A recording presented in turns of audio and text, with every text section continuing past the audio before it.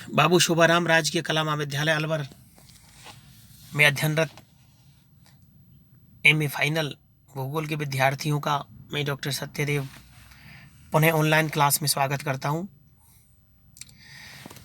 जनसंख्या भूगोल टॉपिक के अंतर्गत ही हमारा जो टॉपिक चल रहा था, पिछली क्लास में हमने माल्थस का जो जनसंख्या सिद्धांत है उसके बारे में विवेचना की थी।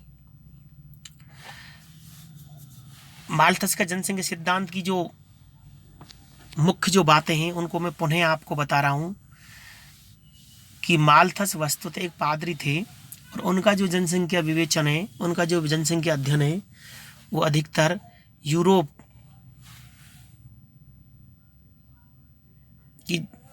के अनुभविक अध्ययनों पर आधारित था। माल्थस ने अपने जनसंख्या सिद्धांत में बताया मान्यताएं जो मानी वो एक तो स्त्री पुरुष के बीच स्वाभाविक कामुकता की बात की, और दूसरी जो मान्यता उन्होंने स्वीकार की थी वो थी भोजन की आवश्यकता, कि सभी जीवों को, सभी मनुष्यों को संसाधन चाहिए, भोजन चाहिए। उसके बाद उसने जो बात बताई थी वो कहा था कि जनसंख्या में जो वृद्धि होती है किसी भी देश में या प्रदेश में, वो या तो गुणोत्तर दर से होती है अर्थात ज्यामितीय दर से होती है, कि 1, 2, 4, 8, 16, 32, 64 इस प्रकार से, तो बहुत त्वरित रूप से जनसंख्या बढ़ती है। जबकि दूसरी बात ये बताई थी कि जो संसाधन जो होते हैं, भरण पोषण के जो साधन है, उनमें जो वृद्धि है वो गणितीय दर से होती है, 1, 2, 3, 4, 5। तो एक समय के बाद, एक लिमिट के बाद, एक समय अंतराल के पश्चात दोनों में भयंकर गैप आ जाता है। और उसकी गैप के लिए उसने ये कहा था कि जनसंख्या में जो वृद्धि के जो उपाय रोकने के लिए उसके 2 उपाय उन्होंने बताए। एक तो प्राकृतिक उपायों की चर्चा की थी और एक कृत्रिम उपाय बताए थे। ये प्राकृतिक उपाय में कहा था कि प्रकृति अपने कुछ चक्रों द्वारा जनसंख्या को नियंत्रित करती है, जबकि कृत्रिम उपायों में उसने विवाह नहीं करना, पूरी जिंदगी अविवाहित रहना, ब्रह्मचर्य व्रत का पालन करना, इन चीज़ों के बारे में बात की थी। फिर उसके बाद उसकी आलोचनाएं हुई कि नहीं तो जनसंख्या में वृद्धि ज्यामितीय दर से होती है, नहीं संसाधन गणितीय दर से बढ़ते हैं। उसने परिवार नियोजन के उपायों की अवहेलना की। ठीक है, इस प्रकार से उन्होंने कुछ आलोचनाएं पड़ी। तो इस प्रकार से पिछली क्लास में जनसंख्या सिद्धांत माल्थस का, उसके बारे में बात की। आगे इसी सिद्धांत को हम यहाँ पर इस क्लास में कंटिन्यूटी बनाए रखते हुए इस टॉपिक की इसको हम देखते हैं। अब यहाँ पर जो प्रतियोगिता परीक्षाएं आपके, चाहे नेट की परीक्षा है, चाहे आपके स्कूल व्याख्याता की परीक्षा है, चाहे कॉलेज व्याख्याता, असिस्टेंट प्रोफेसर भर्ती परीक्षा है, उससे संबंधित प्रश्न इस टॉपिक से संबंधित आते हैं। तो जो उपाय हैं उनको बारे में थोड़ा सा और मैं बता रहा हूँ आपको। प्राकृतिक उपायों को क्या कहता है वो? माल्थस का कथन है कि प्रकृति खाद्य सामग्री के अनुरूप ही जनसंख्या का संतुलन करती है, इसे ही प्राकृतिक अवरोध कहा गया है, जैसे महामारी, ज्वालामुखी, सुनामी, इस प्रकार से। इसी प्रकार से कृत्रिम उपायों को प्रतिबंधात्मक नियंत्रण कहता है, निवारक, निरोध या प्रिवेंटिव चेक्स बोला है उसने। वस्तुतः ये मनुष्यकृत होते हैं जिसका प्रयोग जन्म दर घटाने के लिए किया जाता है, जैसे आत्मसंयम, नैतिक अवरोध, सतीत्व इत्यादि। माल्थस ने कहा कि नैसर्गिक नियंत्रण परिणाम में भयंकर होते हैं, अतः मनुष्य को प्रतिबंधात्मक नियंत्रण को अपनाना चाहिए। उसने कहा कि जब प्रकृति जनसंख्या वृद्धि को रोकती है तो वो जो परिणाम होते हैं उसके वो भयंकर होते हैं। इस वजह से मनुष्य को स्वयं अपने कृत्रिम उपायों के द्वारा जनसंख्या वृद्धि पर रोक लगानी चाहिए। मूलतः अर्थशास्त्री थॉमस रॉबर्ट माल्थस ने 1798 में 1798 में जनसंख्या के सिद्धांत पर एक निबंध को प्रकाशित किया।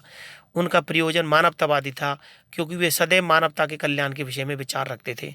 अब देखिए, जो माल्थस ने जो सिद्धांत दिया है उसका मूल उद्देश्य मानवतावादी था, मानव कल्याण की भावना से उत्प्रोत था।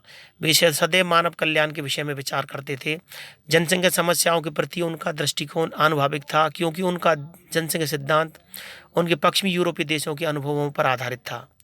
माल्थस के अनुसार जनसंख्या में जीवन निर्वहन के साधनों की तुलना में तीव्रता से बढ़ने की प्रवृत्ति होती है, अतः यह आर्थिक उपलब्धियों को शोषित कर लेती है जब तक कि इसे नैसर्गिक एवं निवारक अवरोधों द्वारा दूर नहीं किया जाए।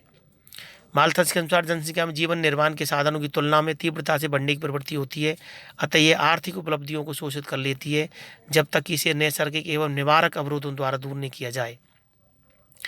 तो इस प्रकार से ये मालथस का जनसंख्या नियंत्रण सिद्धांत है।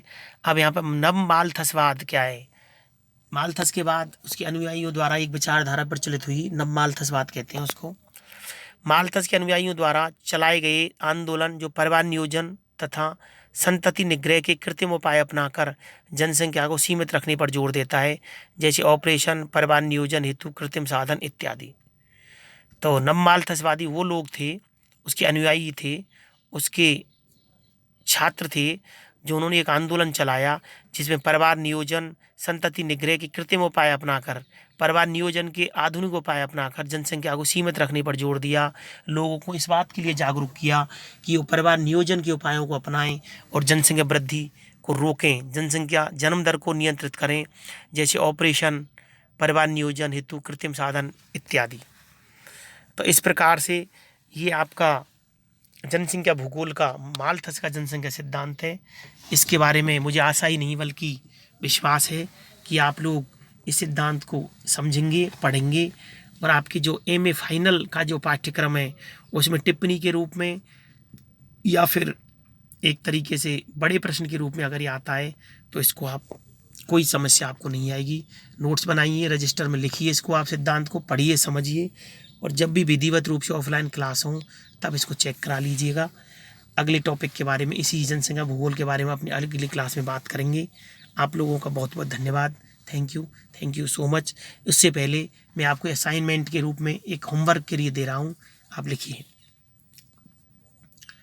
प्रश्न नंबर 1 लिखिए, छोटा है, छोटा प्रश्न, 1-2 लाइन में उत्तर देना है कि मालथस द्वारा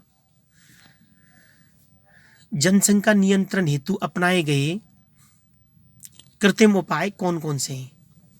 मालथस द्वारा बताए गए जनसंख्या नियंत्रण हेतु कृत्रिम उपाय कौन कौन से हैं, उनकी विवेचना करिए।